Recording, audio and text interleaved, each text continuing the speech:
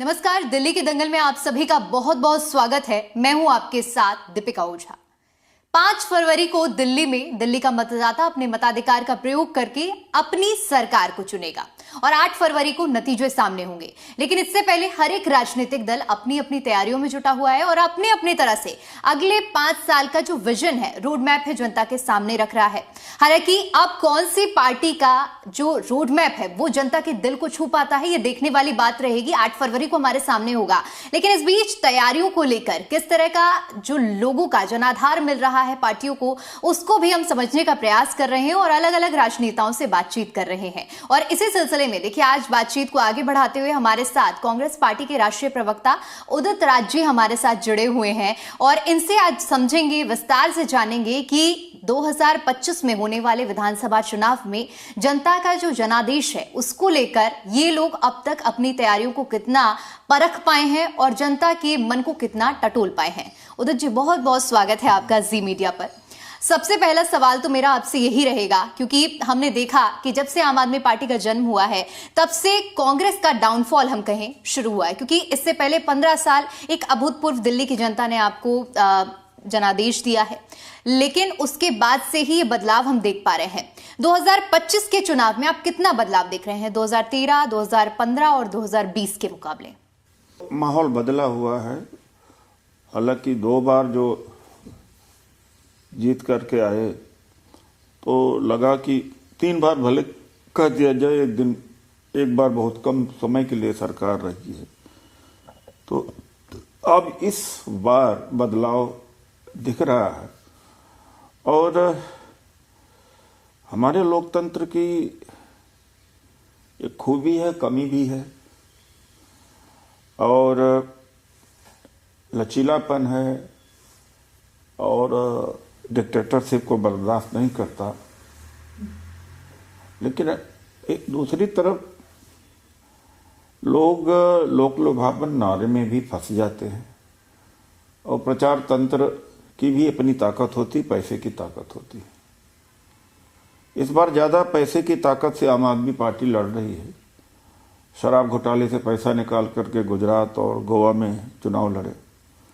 जल बोर्ड का घोटाला, पंजाब का पैसा काफ़ी आ रहा है यहाँ पर। पहले भी जब मैं देखता था कि जैसे किसी स्टेट में चुनाव लड़ने जाते थे तो रोड शो वगैरह में हजारों लोग दिखते थे, तो मुझे आश्चर्य होता था कि भाई अचानक कहाँ से पैदा हो जाते हैं जबकि इनकी एक्सिट भी नहीं है। तो पता लगा कि हजारों कार्यकर्ता पेड हैं जो भेजे जाते हैं और वहाँ के लोगों को भी पैसा दिया जाता है और इस तरह से माहौल बन जाता। तो जरूरी नहीं कि वास्तविक मांगों के आधार पर ही लोग चुने, ये जरूरी नहीं। बहुत कम लोग राजनीति में बहुत कम लोग बोलेंगे, लेकिन मेरी कमजोरी समझिए, मैं साफ साफ बोल देता हूँ जो दिखता है। अब मैं खास तौर से 2-3 हिस्से में इसकी चर्चा करूँगा। मैंने कोशिश किया कि दलित तो पिछड़ा समाज है, वो हिस्सेदारी की लड़ाई लड़े, शिक्षा में भागीदारी और सरकारी नौकरियों में भागीदारी, सरकारी संसाधन में। लेकिन जब से मिस्टर केजरीवाल आए हैं सत्ता में, उनको दूर कर दिया। उदाहरण के तौर पर 2014 में सबसे बड़ा इनका लुभावना नारा था कि हम ठेकेदारी समाप्त करेंगे। उसमें भारी पैमाने पर डीटीसी के कर्मचारी, वाल्मीकि समाज के जो एमसीडी में थे, जल बोर्ड के थे, और जो टेम्परेरी लगे थे, चाहे जिस डिपार्टमेंट में हो, पीडब्ल्यूडी हो या आबकारी विभाग हो, लाखों लोग काम करते हैं। तो उनको ये लगा कि चलिए ठेकेदारी प्रथा खत्म होगा तो परमानेंट नौकरी मिलेगा। उल्टा और कर दिया, परमानेंट न करके बल्कि और ज़्यादा प्राइवेटाइजेशन कर दिया, आउटसोर्स कर दिया। तो एक झूठ बोल करके एक वादा पूरा नहीं हुआ, फिर दूसरा वादा, फिर तीसरा वादा,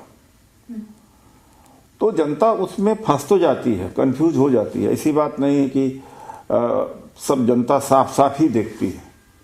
अब मैं गिना सकता हूँ 500 स्कूल बनाने का वादा किया था, 20 कॉलेज बनाने का, एक कॉलेज नहीं बना और एक स्कूल नहीं बना। गंगा में यमुना में डुबकी लगाने की बात किया, वो भी नहीं। गंदा पानी आ रहा है, सड़कें टूटी पड़ी हुई है, नौकरियां पक्की किया नहीं। कौन सा वादा इन्होंने किया था? यह भी कहते थे कि मुख्यमंत्री, जब मुख्यमंत्री नहीं बने तो इनसे पूछा जाता था कि केंद्र में सरकार तो आम आदमी पार्टी की नहीं है, तो मुख्यमंत्री क्या कर पाएगा लॉ एंड ऑर्डर पर? तो खुद कहा कि मुख्यमंत्री होता है और मुझे मुख्यमंत्री बनने दीजिए, जो शीला दीक्षित नहीं कर पाई मैं करके दिखाऊंगा, कैसे नहीं लॉ एंड ऑर्डर। लेकिन वो तो आरोप लगा रहे हैं ना। अब रोना आया था कि अब वही रोना, मूर्ख बनाना जनता को। कई बार जनता की याददाश्त बड़ी छोटी होती है कि क्या करें, पुलिस हमारे पास नहीं है। अरे उस समय क्यों कह दिया था जनता को कि पुलिस रहे या न रहे, मुख्यमंत्री चाहे तो काम कर सकता है। केंद्र ने काम नहीं करने दिया। आपने यमुना सफाई का मुद्दा, अभी जिस दिन मैनिफेस्टो जारी हुआ है तो अरविंद केजरीवाल कह रहे थे कि केंद्र की वजह से काम नहीं करने दिया, इस वजह से यमुना सफाई नहीं कर पाए हैं। कोरोना काल आ गया, इस वजह से सफाई नहीं कर पाए। एक मौका और दीजिए, यमुना साफ करके दिखाएंगे। नहीं, उसका क्या हुआ? जो ये कहा था जब वे सत्ता में नहीं थे कि मुख्यमंत्री चाहे तो क्राइम रोक सकता है, और ये सवाल उस समय भी पूछा गया था कि भाई पुलिस तो आपके पास रहेगी नहीं, तो भी कहा था। तो ये बड़े झूठे लोग हैं। और ये 6 साल शीला दी की सरकार थी, जब केंद्र में हमारी सरकार थी नहीं थी, तो भी तो काम हुआ ना। इसका जवाब दे सकते हैं मिस्टर अरविंद केजरीवाल। जब 6 साल की अवधि के लिए कांग्रेस की सरकार प्रदेश में थी और केंद्र में बीजेपी की सरकार थी, तो भी तो शीला दीक्षित जी काम करके गई, चमका के गई। रोड बना, पुल बने, और RWA का कितना अच्छा काम हुआ। और ये कह सकते हैं कि एशियाड गेम हुआ, इंफ्रास्ट्रक्चर बना, सब कुछ हुआ, और बेहतरीन स्कूल बने, कॉलेजेस बने, हॉस्पिटल बने, तो भी तो वो भी तो इसी परिस्थिति में काम कर रही थी।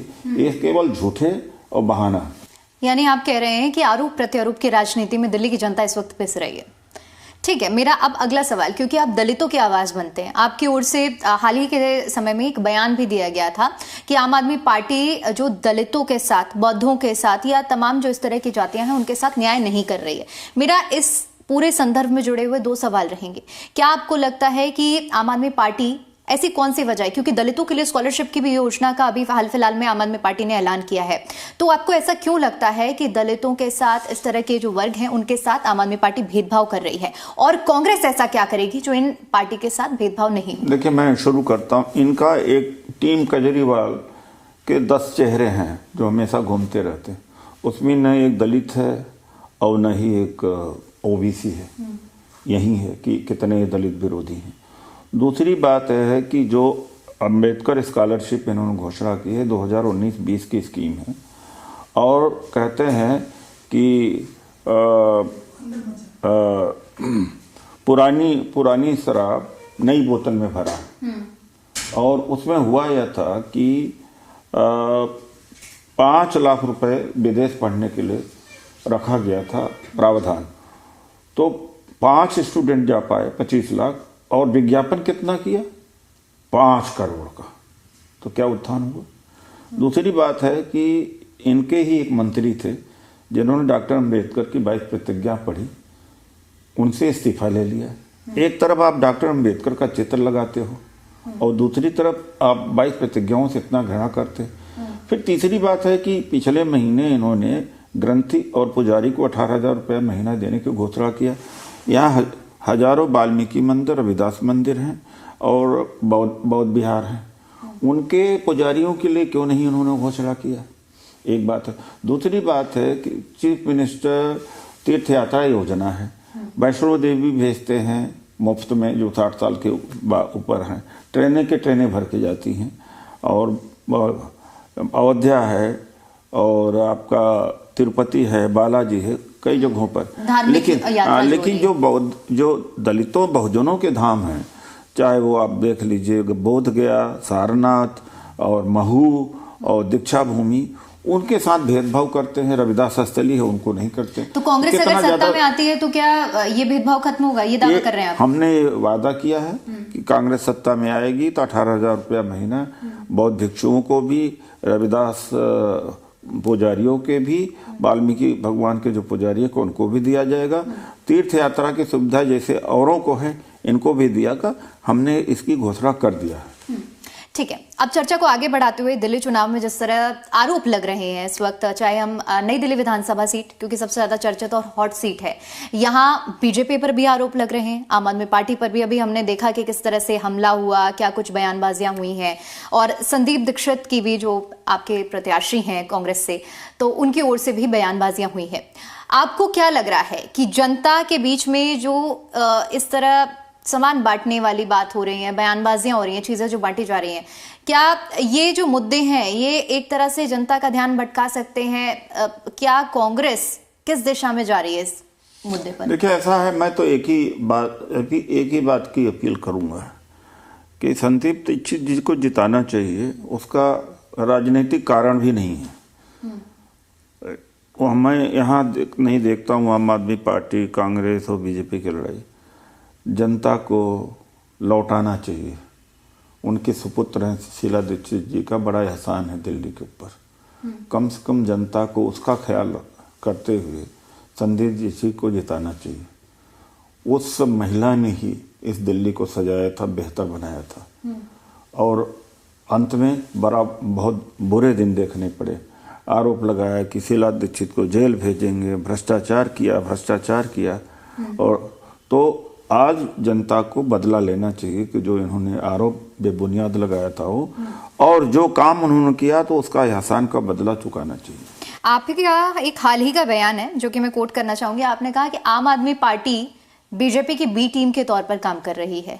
ये आरोप किस आधार पर कांग्रेस लगा रही है? इसका जैसे यहाँ पर रामलीला मैदान में अन्ना हजारे और किरण बेदी और बहुत सारे लोग जो वहाँ जुटे थे, उनकी हिम्मत थी 100 आदमी इकट्ठा कर देते और 10 आदमी को खाना खिला सकते थे। या ये अरविंद केजरीवाल तो एनजीओ चलाते थे, सारा पैसा, सारा सपोर्ट, सारा तामझाम बीजेपी का था। लेकिन आम आदमी पार्टी वाले तो कह रहे हैं कि इस वक्त कांग्रेस और बीजेपी का गठजोड़ है। मैं बात कर रहा हूँ।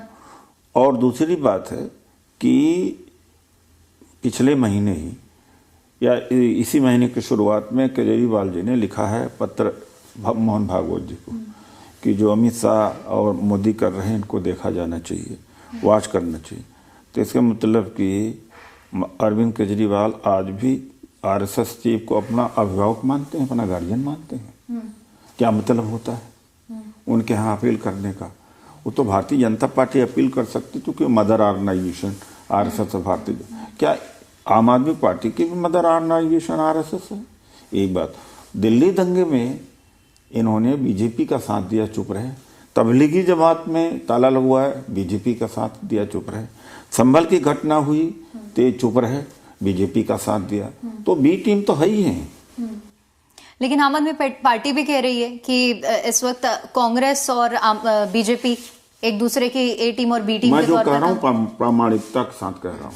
और दूसरी बात है कि इन्होंने 16 मिलियन या 26 मिलियन डॉलर पैसा लिया खालिस्तानियों से, 128 करोड़ रुपया चुनाव में पंजाब में।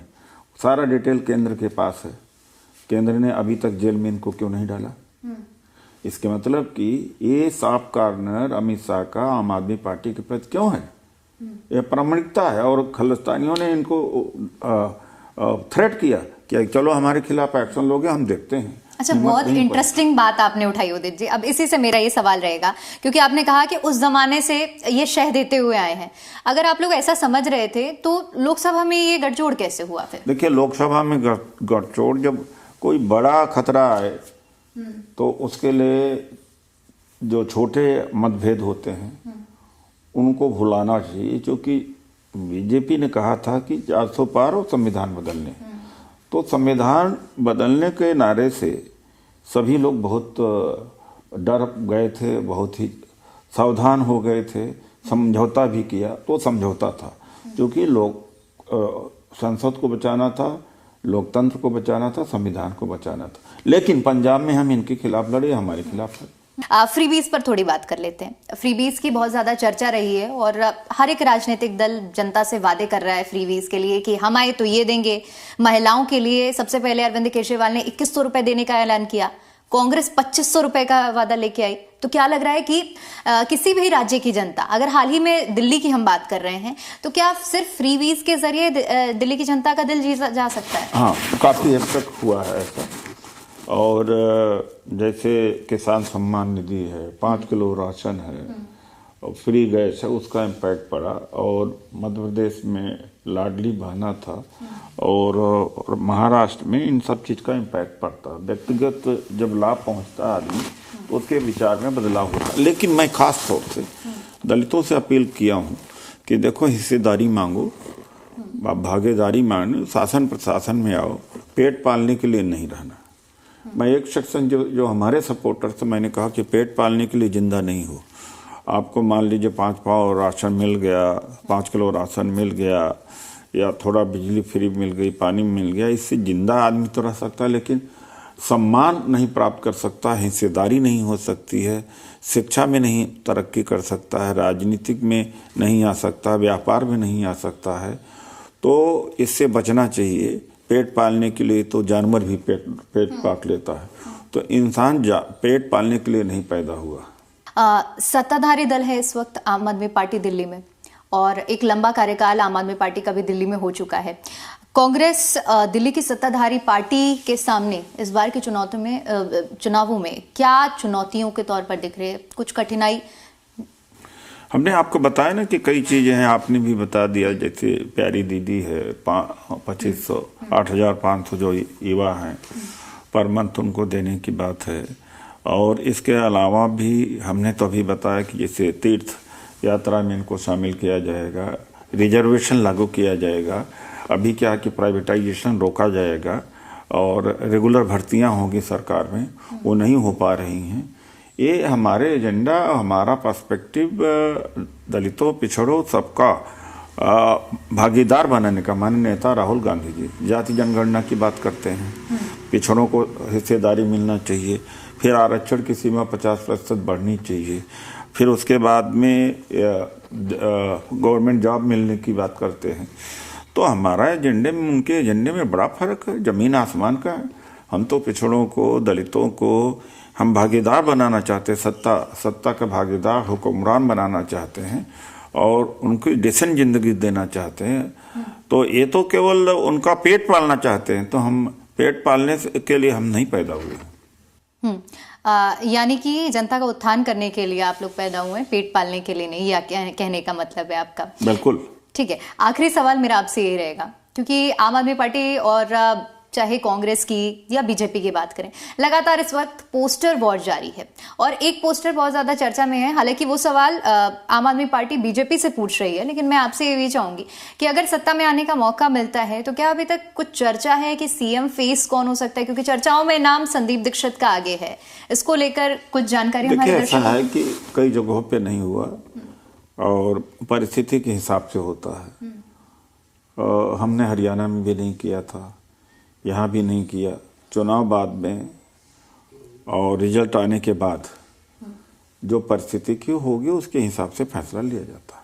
ठीक है, बहुत शुक्रिया उदित राजे हमारे साथ चर्चा में जुड़ने के लिए, और महत्वपूर्ण जानकारी, जिस तरह से दिल्ली विधानसभा चुनाव नजदीक आ रहे हैं उस पर हमने चर्चा की कि किस तरह से कांग्रेस पार्टी अपना विजन तैयार कर रही है, जनादेश किस तरह से मिल रहा है और क्या कुछ विजन कांग्रेस अपना तैयार कर रही है। अब फिलहाल देखने वाली बात यह रहेगी कि 5 फरवरी को दिल्ली की जनता किसके हित में अपना फैसला सुनाती है, और 8 फरवरी को पल पल की अपडेट हम आपको देंगे। कैमरा पर्सन मनोज के साथ मैं दीपिका ओझा, दिल्ली जी मीडिया।